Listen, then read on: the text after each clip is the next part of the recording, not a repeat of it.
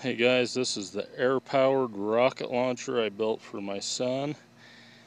Basically, it is a few feet of 1-inch PVC pipe. That's what the base is made out of.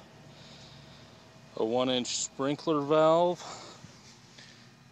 with two 9-volt batteries to power the solenoid. A hunk of PVC pipe with a red button from Radio Shack.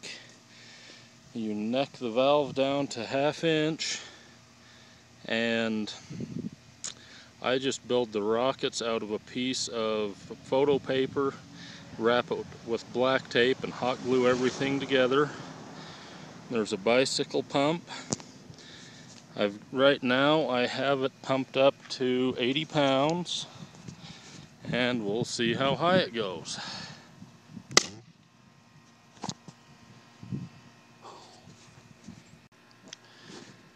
Okay, rocket launch take 2.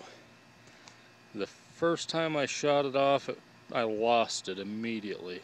Let's try it again.